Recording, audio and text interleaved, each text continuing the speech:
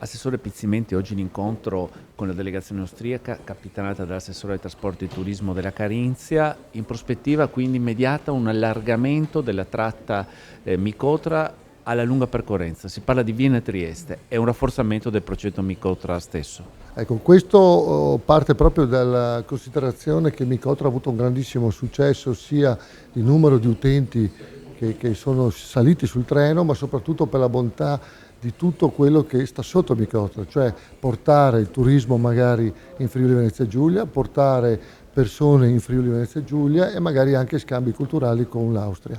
Su questa base abbiamo oggi discusso per la prima volta, incontrato per la prima volta il collega della Carinzia, il quale è stato disponibilissimo per i prossimi anni anche a sviluppare un ulteriore passaggio, quello, come si diceva, dell'allungamento anche verso Vienna, cioè la lunga percorrenza Vienna-Trieste tramite Udine per noi è fondamentale perché vuol dire portare ulteriore bacino di utenti potenziali sul nostro territorio. Lei ha ribadito anche il ruolo strategico di Ferrovie Udine-Cividale.